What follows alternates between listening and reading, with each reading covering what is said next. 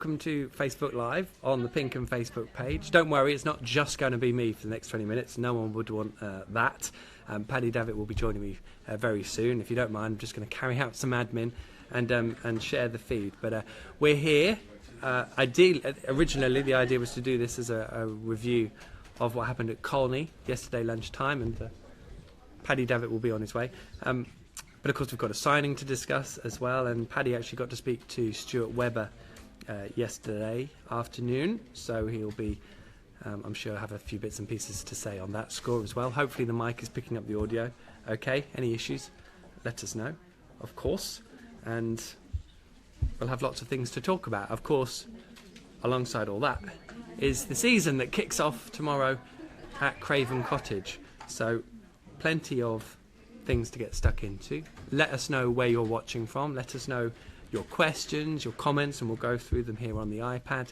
Likewise, tell us your predictions maybe for Saturday, because I've just done a piece with Future Radio in Norwich, and I can't say I'm terribly confident about Saturday's result. Hopefully we get to see a good performance, and as we all know, the season is 46 games long, not just one. So fingers crossed we'll have plenty of positive things to talk about over the course of the entire campaign.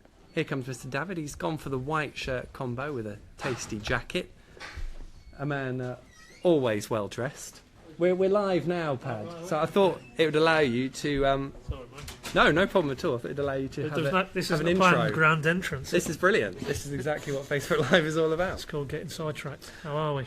Good, yeah, good. I've just been waffling at everyone for a while, but they'll let us know if the audio's okay, hopefully, and their comments and questions. But I was just saying, really. First and foremost, we wanted to talk about the press conference, but we've had a new signing literally in the last 15 minutes. Tom Tribal, yeah. I assume that's how we're pronouncing it. Sounds good to me. 1 year deal, a trialist I can't remember the last time Norwich City signed a trialist in terms of first team consideration. Yes, good shout. Yes, good shout. But there's a bit of a conundrum to this guy, because you look at his career path and it's almost nomadic now, and he's only 24, so I'm not quite sure what's gone on there, but then again, I've just popped into my head. Nelson Oliveira was a little bit like that. It was almost like he needed a home, really, to show what he could do. And I don't think there's too many Norwich fans who disagree with us.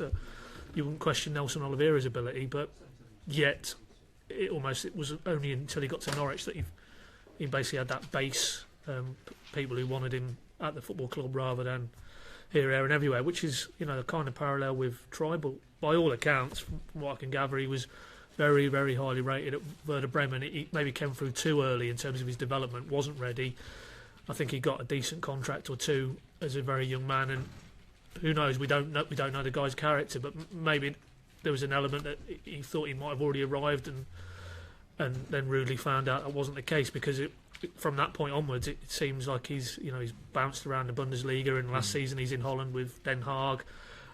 Just signing 1 year deals, and it's the same here initially, but I would imagine what will happen here is that there'll probably be an option maybe in the background, even though it's only a 1 year deal, and it's really we'll look at you, he can look at them, and let's see how it goes.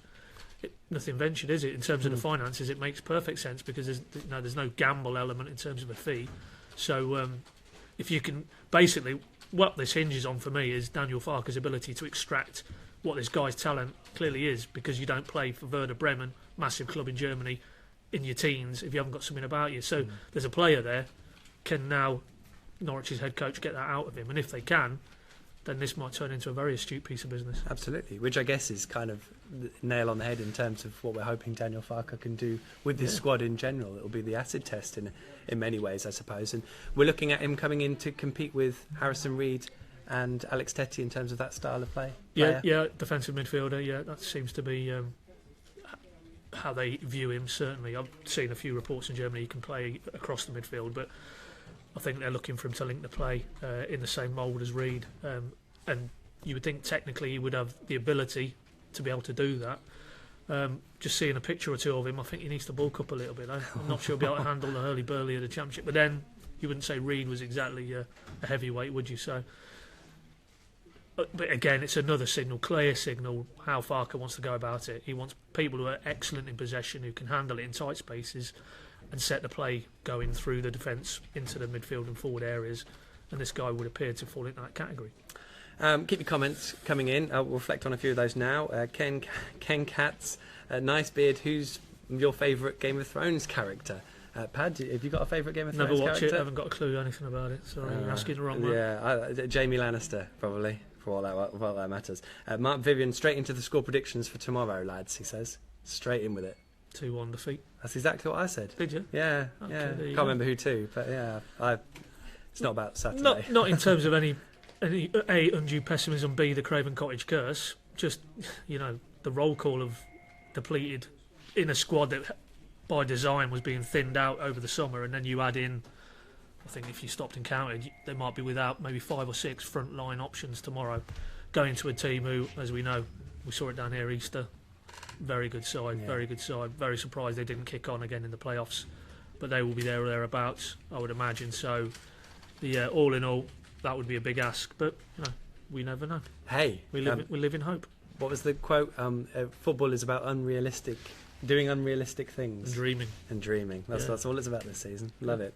Chris Jennings, thanks for watching, Chris. What is Daniel Farke's remit this season? And I guess that may be dreaming, but it does tie into, they've been quite I don't know if cage is the right word, but in terms of expectations, we know they want to get promoted, but no one's saying it, are they? Everyone's trying to be patient without necessarily stipulating that we're not going to win a few games for a while. It's a difficult tightrope to walk. I mean, reality is, as much as we hope it all comes together, I think you'd be very surprised if it was from minute one, from Fulham tomorrow. This is now moulded, everything's gelled, all the players know their roles, the head coach and his backroom team know exactly what the Championship has to offer. There's got to be an acclimatisation period on many levels, and we're hearing realism. That's the word you're hearing a lot now, and I think most fans can see that this isn't the finished product by any stretch of the imagination. It's going to take time. It might even take a few months, but I think ultimately, just seeing somebody there on Twitter, Norwich said they were going to deliver change. I think the fan base, if you'd have took a poll, they wanted change because it had got very stale. So with change becomes uncertainty and an element of almost bedding in, and I think we're in this phase now. So that's why it's very hard now to make a prediction in terms of they will finish X position in the table. I think the reality is, for me, if they finished 8th last season and that was a season that had plenty of highs but plenty of lows, then that is the benchmark. I don't think you'd be looking with a new direction, even with a new set of players and new coaching staff, anything below 8th. And then it's really how swiftly they can buy into his ideas. He can get across what he wants from those players in terms of where you set the benchmark from that point onwards. But whether that's playoffs, whether that's higher, whether that's just missing out, I think if you for me, it's we'll set the staging posters. Can they match 8th last season, and then let's see how the season develops. I mean, it's interesting. They obviously finished 8th last season, and it felt like that was a downward trajectory of an 8th. It was only going to get worse from there. I think if they did finish 8th this season, you'd feel that at least they were kind of on the other side of the curb. Yeah. But obviously there'd be parachute payment challenges and all that sort of stuff after that. I mean, what do you think? I think. How do you see it? I think they'll improve. I think they'll do better. I think in the long run, I think these first couple of months are going to be really tricky, and it's going to take them a while to get going. But I have faith in Daniel Farke, and whether that gets me into trouble later in the season, I don't know. But I feel like he does have the qualities that we hope he has, and just from tactical nuances and what seems to be a way of managing a spirit and managing players.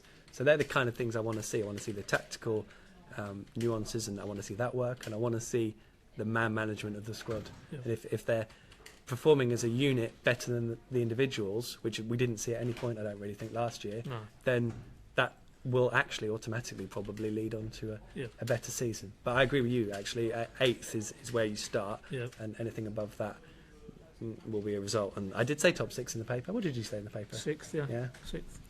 That's a Trussell being so optimistic. I mean, and given this time last year, I was convinced it was all. I was like, you weren't far off, to be brutally honest, mate. Top half, you'd be happy. So you were going against the prevailing wisdom on this time last summer. So every a blind nut catches a nut once. A blind squirrel catches a nut once in a while. It's a pretty great saying. Anyway, Paul Mann's optimistic about tomorrow as well. He says Norwich will win 2-1, as does Dave Clark. So, we've got optimism on here. That's good. Absolutely. Ollie Smith, are you No, apologies if this is some sort of euphemism I'm not aware of. Are you smuggling turnips? If so, how much? Do you know what that means? Oh, dear. Let us know, Ollie. I'm curious to know what you mean. If it's rude, I don't want to know. Well, there we go. Barry Furness, hard task to integrate so many new players and a new system of playing. However, we shall remain as positive as ever, which I hope translates into the supporters who end up going, because Carrow Road last season at times, you wouldn't say it was in the best place. And, when Norwich are, playing around at the back, shall we say, next season, there will be people at Carrow to, just get rid, for God's sake. There will be, but, was it last week, there was it literally felt like it went on for about 48 hours, this debate about the atmosphere, and that's following on from, I know the club have actively held consultations with fans, and that's one of the key topics, and it's a big issue, because with the greatest will in the world financially, they won't be able to compete with a lot of clubs at the top end of the Championship. So much in the same way you hear this word creative, they're having to be creative in what they do transfer wise. You've also got to maximise any other advantage, and for me that is Carrow Road, a jumping Carrow Road with 25,000 Norwich fans in, driving the players on almost like a wave. Russell Martin always makes the point every season that he knows from speaking to opposition players, they do not like coming to Carrow Road. And it might seem like a glib cliche, but it is true. When that place is unified and loud and vocal and passionate, and we've seen it on this sort of helter-skelter ride really since probably Lambert came in many years ago now, that it's a very intimidating place for opposition teams and fans, and that to me isn't without the gift of everybody, the football club, because there's this eternal debate: does it start from the players on the pitch, does it start from the punters? Not too worried about who actually triggers it, who's the catalyst. Everybody needs to buy into the same thing, and I think that's where it's good to hear and reiterate from Farker and Stuart Webber again in the last day or two that it's about togetherness, it's about building this philosophy that we're all in this together. There will be tough times ahead. It is something new. There's going to be kinks in the road, but stick with it, buy into it, and then, one thing you do know, me just look at, coming into this sort of covering the club in the last 5-6 years, that when things are running downhill and the momentum is with that club, it is very difficult for other clubs in whatever league to halt that. I'm thinking back to the League One season, the Championship season, times two. When it's good here, it's very good, and it hasn't been. Let's be honest, it hasn't been for, you would say, 2 or 3 years. Even within that, of course, was that brilliant 6 months of Alex Neil, which culminated at Wembley. That was a shining light in what was following on from the Premier League era, where it was all about kind of grueling attritional stuff on and off the pitch. It hasn't been as good as it could be, and it would be lovely to feel that we were on the threshold of going into that sort of era again. Cool, wouldn't it just? Absolutely. Steve Madams, the 125 Norwich fans who have hired a party boat to take them to the ground, have a good one. Well, I think you are going to have a good one. 125. Apparently, that is a big boat. That is a big boat. Literally travelling on the boat on the Thames. Well, we'll probably be able to see it when we walk to the ground. Yeah, you'll probably hear it. Yeah, all game. Barry Furness, 2-1 to Norwich, please. So kind of an optimistic prediction. Mark Vivian says 3-0 to Norwich. Now, we'll talk about the presser maybe in a bit if we don't run out of time, but you did speak to Stuart Webber yesterday. How was it? Yeah, it's good. Yeah, well, I think he later appeared on the radio with the boys, didn't he? And you cannot argue that he is a very impressive individual in terms of how he comes across, just in terms of his public, persona. He talks common sense. He doesn't basically try and go around the houses, and I'm not drawing parallels with any other people who might have been in his position, slightly different title down the years at Carrow Road, but you sense that he gets it, he understands what he's trying to do, and more importantly, he's able to convey that. And I think every fan I ever speak to about him, or you take a temperature on social media, I think the fans appreciate that as well. He's, we spoke about, I put it to him, I said, there is this perception, I've seen it myself on social media this summer, that you've sold Jacob Murphy for, we'll say it for argument's sake, an initial 10 million, that then gets put in the back of Stuart Webber's pocket, and he can go off and buy £10 million worth of player. And he said he understood that, he realises that's probably the most difficult things for fans to comprehend, but then he deconstructed it in really plain, simple terms that it doesn't work like that. You don't get 10 million for starters, and whatever you do get, you're then also paying out on deals, and he quoted Pritchard, Oliveira, Wiltshire. This summer, Norwich will have had to make instalments on those contracts. That is the nature of football, and I don't think that always comes across. Now, there might have been people at the club in seasons past who wouldn't have explained that, and then you're never quite sure as a fan, well, because we see it in our job, they've got all this money, why aren't they spending it? The reality is somewhat different, particularly this summer, with what's been quite clear, a major tightening of the belts and a rebalancing of the finances. So to have him to come out and something like that fans want to know, and yes, okay, there's a point up to which there's information you can't put in the public domain, but I think at least whenever you listen to Stuart Webber, I feel anyway, that you're far better informed of what the club are trying to do. And that's only got to be a good thing. They've said it, haven't they? They've said it, communication. They haven't been good at that in recent times. They need to be better at it, and I think with that guy at the helm, and Daniel Farker and Steve Stone, to be honest, I think they are making positive strides in that area. Yeah, completely agree. Let's have a look at some of your comments, shall we? John Walker, looking forward to the new season of rebuilding to get the club back to the Premiership or Premier League. May take a season or two, but will be worth it, so there's a bit of patience there. Deborah Tuff, getting good vibes from DF. Still can't believe the negativity from some fans, I guess, before even a ball has been kicked. Need full support. I mean, there will always be some fans who will be apprehensive. The same when I remember when Paul Lambert arrived, half the fans were like, who's this guy? Yeah, it's the nature of the beast. But as I say, it needed change, and it's then the degree of change. I mean, do you bring in another British coach? Do you retain the British, if you want to call it, model, where the manager is all-seeing and all-powerful? No, I quite like the direction they've gone in, but ultimately, and they don't shy away from this, he will be judged on what happens on that pitch. Yeah. He can come in with all this smooth sophistication and European-style way of doing things, but ultimately, is it going to work? Is it robust enough in the Championship? We're going to find out over the next 9 months. Martin Reynolds is going tomorrow. Good man. Have a good trip, Martin. Enjoy it. Sing your heart out. All that sort of stuff. Richie Temple. Remember, we thought we were going to walk the league after the first game last season. Fulham, a decent team, would be happy with the draw. I mean, last season's opening game is still fresh in my memory. Blackburn, yeah. What a day that was. And it was, to me, it was obvious Blackburn were going to get relegated, and Owen Coyle wouldn't last the season after that point. But didn't quite get what we thought we'd get from Norwich for the remaining 45 games. And it's a great point to remember come the end, come full time on Saturday. What do we expect of a starting 11 on Saturday? Well, I mean, you're trying to read between the lines in terms of the injuries, but in terms of the ones who could make it, and I think Russell Martin, if he's able to do it, sounded precautionary to me the way Daniel Farker explained that because they don't have Closer, Jamal Lewis and Harry Toffolo are not available. Defensively, they are looking a bit thin on the ground. Look at the amount of minutes Zimmerman played in pre-season. So if Russell Martin, and he's an experienced guy, I'm sure if it was the start of a training session on Thursday, he said he felt a twinge or whatever, you don't take any risks. So I would think he would be lining up at 3. My personal opinion, with Zimmerman and Franca, all the Fs. Same difference. Yeah. And your wing backs, I think Yannick has probably done enough. Yeah. Right wing back. I thought he did well against Brighton. Yeah, I think that's his. I think in that system, wing back definitely. That is definitely a position which gets the most out of him. I think certainly he's not going to be a right back. No. And even on a right hand side of a midfield, whether it was a 3 or a 4, that places different demands on him. Whereas in that wing back role, it is literally he's the outlet, isn't he? He's one of the outlets, and that is his strength. Ball at feet, running, powerful runner.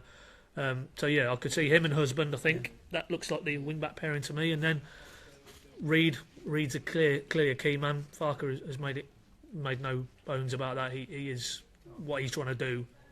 Reed is pivotal to that, and then it's the two in front of that. Vrancic, he looks like a certain starter, and it's then where you go, whether you are bold and you go a Maddison or whether you go a Tete. If you go a Tete, it's more protective.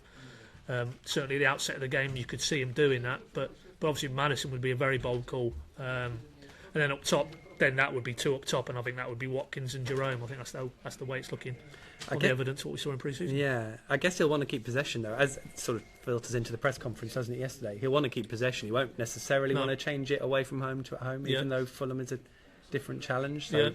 Well, as I say, I mean, the brave call is Maddison in there, but if you've got Maddison, Reed, and Vrancic, are you going to be winning the ball back too often? I'm not sure, because you might say on the flip side, well, if you retain possession, then you don't need to win it back. But I think first game of the season, it's going to be frenetic. Fulham have got good legs and energy in the middle of the park. McDonald, Kearney, if he's fit. I think you're going to need a ball winner in there. So, but we'll see. We'll see what's in the head coach's mind. Tom Kearney, an injury doubt? Apparently so, yeah. I think he's a knee. He's had knee problem. He didn't play their final pre-season friendly. Only returned to training on yesterday, Thursday. But he's such a massive player. Yeah. I think if he was anywhere near fit, they would definitely want him out there because he's an influence, and we saw that at Carrow Road, didn't we? Indeed, absolutely. And it sounded like Josh, Evo, and Wes may make the bench, but they certainly won't be starting. No. So, Sam Cox says he believes the curse will be broken. Of course, it's 30-odd years, isn't it, since 1986, since Norwich won at Craven Cottage. We've seen a few of those. Last season's one still sticks in the craw a little bit. Yeah. So he's confident that the curse will be broken, which is good to hear. Dave Sharman, the so-called experts don't mention Norwich as promotion candidates, apart from 442, who I think had Norwich down as champions, because they love a hipster prediction, I'm assuming. Right. But they are a little bit under the radar, which is probably very rightly. I mean, who's really...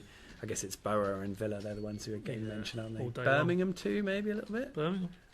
I think that's the Harry Redknapp. People have heard of Harry, so he gets mentioned. Okay. Yeah, well, I mean, who sat here 12 months ago would have put Huddersfield anywhere near it? So you can't rule every team out, bar maybe, the Millwalls and Burtons and the other team who came up, Bolton, wasn't it? Yeah. I don't think they're going to be fighting out at the top end, but yeah, I don't know. I can't look too far beyond Borough and Villa for the top two, and then it's do Fulham, do Reading, do Sheffield Wednesday. Do they kick on? The ones who have been in and around it for the last few seasons. But make no mistake, if it comes together with the creativity Norwich have got in that side, because they haven't. We've lost Howson, they've lost Jacob, but there's still more than enough creativity at this level to score plenty of goals and be a threat going forward. It's all about what they do defensively. Can Farke's philosophy make them defensively resolute, because they're going to be going to, we'll pick out games, Burton away, Bolton away, Barnsley away, Sheffield United away. Teams will just look to run over them and break the press and basically harry them and chase them and not give up for 90 minutes, because they know technically they're probably inferior. Now, last season's Norwich collective couldn't handle that. Routinely got found out. We're yet to find out if it's going to be any different than this man. Yeah. Time will tell. Well, indeed. Angus Gunn did the presser yesterday as well, and I'm sure you've seen all the clips. PinkUn.com will give you all of Paddy's chat with Stuart Webber. It's all there, as well as the PinkUn show from Wednesday. Thoroughly impressive individual, Angus, and we've got such a great story around him. Yeah. There is this thing that he hasn't played any first-team football, which I think probably came up a couple of times, but he does exude a confidence, doesn't he? If he can do that on the pitch, and we've not really seen anything to suggest that he can't. No. And we should be fine, but it's a difficult one to read, isn't it? Well, again, much as we're talking about, we don't actually know how Farke's Norwich will develop. That's an imponderable. Then there's an imponderable against Angus Gunn, because he hasn't played a league game in his career. Now he's got all the pedigree. You're not coming through at Man City if you haven't got something about you. Mr. Williams, you haven't. So the reality is, everything is there for him to really show that he is more than capable in the Championship to be a very good keeper. I like what I've seen in pre-season, particularly because I asked him about this directly. The onus is on Norwich and the keeper in that system to basically be very good in possession, to almost trigger the attacks, trigger the play. Now you have to be very self-assured, very confident in your own ability as a keeper to take that ball, have strikers come in to try and close you down, and still keep Norwich in possession and moving forward. So he thinks that won't be an issue. And what I like, because yes, he is continually going to get asked about his dad and the Norwich comparisons and that, and he will answer those very politely, but you can tell he's very much his own man. Yeah. And this is Angus Gunn now at Norwich. It's not Brian Gunn, this is Angus Gunn's time. And I've got a good vibe. I think he's going to be a very good keeper for Norwich this season. Carl Jockett, we will get hammered on Saturday, tin helmets on. Now, I guess we've all been in this situation before, haven't we? We've gone from there to 3-0. Yeah. Somebody said earlier we'd win 3-0. That's the way it goes. That's the spectrum. I mean, we have been in this situation before when Norwich have been unbeaten in pre-season, everything's rosy and they get absolutely... Yeah. I'm not going to swear, but... so we're all aware of what pre-season's like, aren't we? We're all too long in the tooth, as are the guys at Carrow Road, almost certainly. Thomas Rooney, Jerome over Nelson, question mark. I mean, that just seemed... I would probably go with Nelson from the start, but it does seem that Daniel prefers Cam. Yeah, I think certainly in terms of... I guess with... I don't know. The way I look at that, I think he knows what he's going to get from Jerome. It's reliability issues here, isn't it? You know you're going to get now. if you want a guy to bang you a ball in from 25 yards, having beaten 3 men like he did at Bielefeld, then it's Oliveira all day long. But I think week in and week out, certainly in this phase, this initial phase, if you're trying to limit the variables, then you know that if Jerome's leading the line tomorrow, he will harass and occupy Fulham's defence. He will run into channels. He will be a good hold-up option. Now, Oliveira could do all of those things if he's having a good day. If he's not having one of his better days, then the ball's going to keep coming back, and the pressure's going to continue to mount on Norwich's defence and midfield. So it's which of the two? Yeah, horses for courses. For me, Fulham away tomorrow, first game of the season, Jerome. Just don't get Nelson too angry. He needs to be angry enough to perform. There's that element as well, yeah. Not too angry. There's a temperament issue as well, isn't it? We'll see. Mark Davies, Merry Christmas, fellas. It Merry feels Christmas. like Christmas Eve. And that's how we feel, isn't it, Paddy? Not quite, no. No, not quite, no. Of course it is. Martin, Neve, I'm going for a 2-2 draw. I think we'd take a point, won't we? We'd take a point. It's always the way to travel. Wade Farrell wishes good luck from across the pond. Has good faith in DF. Good luck to you, Wade. Hope you enjoy it all. We're basically going to wrap up in a moment or two, but a few questions coming through about more incomings, Pad. Yeah. I mean, I think there'll be another one or two. Is it Stiperman they've been linked with? Yeah. So I can see that one maybe. Yeah, I wouldn't rule that one out. But and then maybe a defender. I think obviously not the lad at Chelsea. I think Stuart Webber told me categorically. Yeah, they talked to Chelsea about him, but there's an issue there in terms of the game time he might get. So that isn't going to happen. But Bielik as well. I think that's finally dead in the water. I think now Tribal's through the door. I think if they did another 2 between now and the end of the window, maybe lost 1 or 2 of the fringe players, I think that would complete what's been a very high turnover of squad rotation. Yeah, absolutely. And they've also got the cup game against Swindon coming up on Tuesday, so that might provide a little bit of a window for some of them to get some game time. We'll see. All right then, I think we'll wrap it up. Me, Paddy and Dave Freezer will all be at Craven Cottage on Saturday. We've got a few things planned before the game, before we leave Norwich, obviously all through this evening, and then during the game and after. You know the full remit of our coverage. But if you head over to PinkUn.com, our live blog will be going throughout the weekend, so you can keep abreast of it all there, and of course on PinkUn.com homepage as well, with all the analysis and reaction. Looking forward to it, Pat? can't wait. Can't wait. Back at it. Thank you so much for watching, and we'll of course be doing this regularly, and there may even be a podcast in the offering if I can manage to get that turned around before we have to leave. Until then, thanks very much for watching.